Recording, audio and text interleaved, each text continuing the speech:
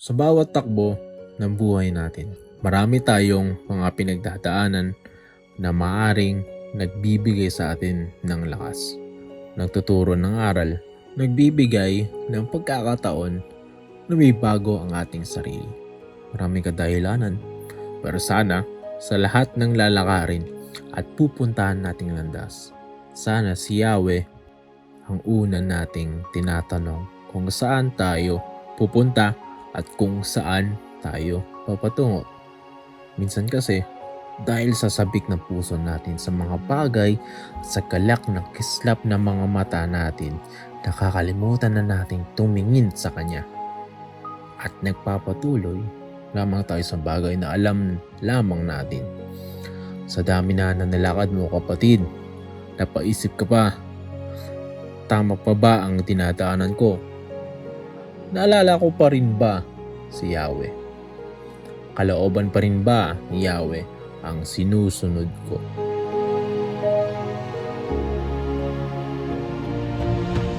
Dinadala mo yung totoo, yung katotohanan, maski sa bata, sa anak mo, tinuturo yan, na huwag kang magsimula ng kasinungalingan. Diyan tayo natin lang sa kasinungalingan, diba? The first great lie, ano yung kauna-unahang malaking kasinungalingan? Sinong nakaka-remind yung aral? Ha? Ano no? Eva, yes. Yung sinabi ng demonyo ng hindi, magigising ka, hindi ka mamamatay. Malalaman mo mabuti at masama. Eh kaya lang, hindi naintindihan yung aral na ang 1,000 taon kay Yahweh, ang 1,000 taon dito sa lupa, isang araw kay Yahweh. Eh wala pang isang araw, namatay na si Adan. Tutulungan niya tayo makaganap ang naaayon sa kanunay. Kung saan ito yung reference point natin sa pagkaraos natin ng kapistahan. Actually, yung kapistahan natin, hindi mo siya ma-establish kung wala kang reference point kasi nasabi natin yung bagong one o yung sabihin natin palatandaan. Pero bago yan, atras lang ako ng kaunti, no? Laging anumang bago po yung ginagawa natin patungkol sa gawain, patungkol sa Kanya, patungkol din sa kapwa natin, laging hindi po natin maihiwalay yung aspeto ng paghahanda o yung preparation. Sabi nga dun sa aklat ng Exodus 20, bago ibabasa nila yung kautusan, nagbigay si Yahweh ng instruction kay Moises kung ano yung mga dapat nilang gawin bago sila tumungtong doon sa hangganan ng bundok ng Sinai. No? Maraming mga instruction na ibibigay bago dumating yung araw na kakatagpuin nila si Yahweh doon sa bundok ng Sinai. Sabihin na pinupunto ko, merong mga preparation na ipinagagawa si Yahweh kay Moses upang maihatid niya yung mga instruction na yun sa mga tao. Sasang-alin sila doon sa ipinunod niya sa kanila. Sa akin ganun din. So, kung sinabi paghahanda, sapat na ba na nakapaghanda ako? And then actually, yung mismong araw ng gawain, o kaya yung araw makikipagtagpo sila kay Yahweh, magiging sapat ba yung paghahanda? So, syempre, magdidepende sa individual na paghahandaan ng tao, which is yung bottom line, yung nilalaman ng puso. Magpapalo, syempre, yung mga physical at mga literal na bagay. So, tatlo, no? Merong isang bagay na paghahanda, merong ang gagawin sa kasalukuyan, at meron pang napoforecast sa hinaharap. Bagamat hindi natin alam kung hindi paparating, so ang pinaka-importante gawin kung paano tayo naghanda at yung magiging tugon natin sa Kanya kapag kumaharap tayo sa presensya niya. So, na-raise yung mga tanong na yan sa mga previous na Bible study natin, pero isa lang naman ang pinakasagot natin dyan. Yung templo na sinasabi, it's not just a physical temple o yung physical na struktura, kung hindi yung mga tao na nanahan doon sa physical na templo, yung mismo bahay para lalanan. Kung bakit nagkaroon tayo ng unang pagbasa ngayon, nabugsong pa rin siya ng Bible study natin ng tabernacle dahil yung tabernakulo, si Yahweh ng tabernakulo ni Yahweh, diba sabi, dwelling place. Tayo yung dwelling place ni Yahweh. Tanong, paano ba natin mararamdaman na mag-dwell si Yahweh sa puso natin? So, tama yung sila. Hindi siya nananasa sa pisikal na templo, kundi yung mga taong nasa templo, yung mga nilalaman ng puso niya, kung malinis, mabuti, ibig sabihin, doon siya mananahan sa puso ng bawat isa.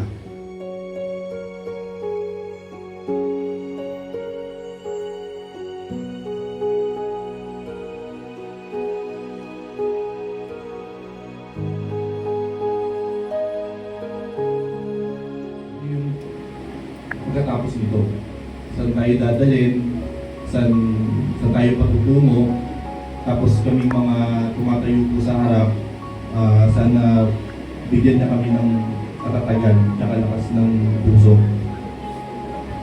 Kasi napakahirap po talagang mag-lead, no? Yun nga lang, ayusin mo yung sarili mo, napakahirap na yung pakikipaglaban, yung mga pinagdadaanan natin.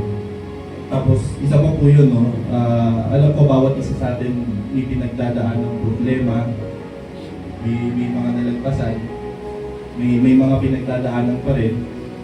So, yun yung isang mabigat din kasi, no? Yung hindi pa tayo nagbubukas, marami na tayong pinagdaanan. So, mas lalo na siguro kung pagkatapos magbukas. Hirap po kasi nung nilalabanan mo siya mag-isa, lalo yung sarili mo. Alam natin yun, pakikipaglaban sa sarili mo, sa mga bagay na ginugusto mo. Kaya lang ang bigat at ang hirap niya pag mag-isa ka nakikipaglaban. Hindi mo kakayanin talaga, dadapat dadapa ka. Siguro the only way lang may papanalo mo yan is kung kasama mo talaga siya sa laban. So, siguro yung yung bagay na sana makuha natin yun is yung pakiramdam sa bagay na ginagawa natin. Gaya po yung sinabi ko, hindi ko alam kung regular na sapat lang sa atin ko, parang ikapitong araw na tatalo lang tayo ng pagpupulong o nandun yung pakiramdam natin kung meron tayo bagay na tinanggap. Kasi number one sa amin po yung commitment eh. Sana maalala natin na hindi lahat ng mga bagay na nakikita natin ay marapat na puntahan natin. Sana maramdaman mo pa rin ang marika ng mga kautusan ni Yahweh sa puso mo. At sumatin nawa ang kanyang biyaya at katuwiran. Maraming mga bagay na hahadlang sa atin para hindi magawa ang nais natin na mabuti at tunay na mawala sa atin. Ngunit sana huwag kang panginaan ng loob. Lumangot ka muli at subukan. Hayaan mong dumaloy sa iyo ang kanyang espiritu. Labanan mo ang iyong sarili hanggat ikaw ay nabubuhay pa, kapatid. May pagkakataon ka pang magsimula muli at magtuwid. Ibig magmana ng buhay na walang hanggan, ingatan ang kanyang mga utos. Mahirap kasi napakatagal ang tanong kung sila ba hindi yan. Ibang pangalan. Ngunit kung ito yung totoo, at babaguhin ang buhay natin sa ang makapagbabago lang ng ating buhay, pati ugali. Wala kang kapangyarihan sa sarili mo. Di kaibigan mo, ni sino man ang tao, walang kapangyarihan na baguhin ka. Ang may kapangyarihan baguhin ka upang ikaw ay maging karapat-dapat sa kaharian ng Yahweh, eh ano dapat? Tanggapin mo ang kanyang pangalan. Marami tayong gusto mga tao, pero hindi na gusto. Marami kang gusto, marami kang ugali na gusto mong manatili sa buhay mo, hindi na gusto niya. Kaya babaguhin mo yung ugali na gusto mo, pero hindi niya gusto. Tumanggil sa kanyang sarili, pasanin ang pamatok at sumunod sa akin. Kaya yun ang sabi ko kanina na marami tayong gusto. Hindi naman gusto ng ating dakilang Ama na nasa langit. Masunod ang kalooban mo, hindi ang ayon sa nais ko.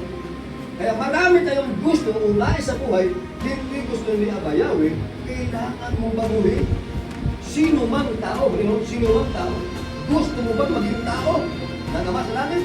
Abay, tumanggi ka sa iyong sarili, pasanin ang kanyang pamatok, obligasyon, yung kanyang order, sumunod sa Ang sabi ko sa kanya, hindi ko siya ganun pinangahawakan. Nagkakaproblema kami ng misis ko dyan. Kasi pinamit ni Kuya Amber, kung nakatandaan niyo po, hindi lang. Exclusive na ako sa phone. Kaya lang, kalaunan, na naipaunawa sa akin, na hindi yung pagbabahagi yung inig ko. Ang kinuha ko, yung pagiging pangalan ko. Kaya ako nang ngayon dito sa harapan, kasi kinuha ko yung pagkapangalan ko. Yun din nagiging problema ng ibang mga pangalan. Na hindi ninyo naiintindihan kung ano yung binibitawan ninyo. Hindi malinaw sa inyo kung ano yung at stake. Sana hindi. Ina-assume ko malinaw sa kanya. Kasi hindi naman siguro magkakaroon ng ganito. Despite ng mga dala-dalahin natin, magtutuloy pa rin tayo. Kasi kami nagdadrive. Imagine nyo ha, kami yung nagdadrive. Huwag magdala. Tapos kami yung nagdala. Ano yun? Ano yun? Kaya ako nga pagsalita ng diretso sa inyo ngayon, kasi hiningi ko sa kanya. Yun yung sinasabi ko sa kanya lahat. Kaya hindi kami about lang sa pagtayo sa harap. Ang pinupunto ko po, yung paglabas namin sa araw ng Sabat, ginagawa mo ba yung utos niya? Nauunawaan mo ba kung ano yung kanyang ano yung pinagbabangga natin? Alam mo ba na? Sorry. Katwiran. Hindi siya about sa utos. Kasi yung utos, naka-engrave na sa puso ng tao. About siya sa katwiran mo bilang tao. Doon kami nagkakaroon ng problema. Lahat tayo doon tayo nagkakaroon ng problema. Dahil minsan, yung habag na hinahanap niya, yun yung sabi, di ba? Sabi niya, habag, hindi hain. Yun ang nawawala. Akala niyo, yung habag, naawa ka lang sa tao. Hindi. Nakikita mo bakit binigay yung kautusan. Nakikita mo si Yahweh sa lahat ng mga tao na nakakaharap mo. Pwede ba yun? Yung kapitbahay mo na talak ng talak, makikita mo si Yahweh din sa sitwasyon na yun. Pwede ba yun? Namatayan ka ng anak, makikita mo si Yahweh sa sitwasyon na yun. Ano yun? Hahanapin mo si Yahweh doon dahil nandun siya. Merong hindi magandang nangyari sa anak mo, nasaling yung kapatid mo, for example, hahanapin mo si Yahweh doon. Ano yun? Kasi nandun tayo sa pananaw na yung kamay niya, ang konsepto mo ng kabutihan is puro magagandang bagay lang. Hindi natin nalalaman na yung mga bagay na dinadanas natin, most of the time, nagagawan mo yan. Di ba lagi po natin tinuturo, ang digmaan ay hindi laban ng laman sa laman. Di ba? Espiritu laban sa espiritu. Ibig sabihin, hindi natin nakikita yung kalaban natin. Sa lahat po ng masasamang bagay na nangyayari sa atin, sa mga bagay na pinagdaanan ng buong komunitasyon, the mere fact po na nandito tayo, at the mere fact na siguro pasiyan ko lang makapag-hayag po ng dire-diretso, no? Naniniwala po ako na kasama natin siya. Pinahintulungan tayo. Ngayong bagong buwan, ito naway magsimulang tanda sa bawat isa sa atin na magkaroon ng pagbabago sa atin. Magkaroon ng panibagong simula na mas mainam, mas mabunga, mas matibay kesa sa nakaraan. Maging silbing aral nawa ang mga bagay na nakaraan at gamitin ito upang mas magkaroon pa ng mas maliwanag na hinaharap. Hayaan mo si Yahweh ang magsulat ng iyong buhay. Basahin mo ito na may kagalakan sa puso.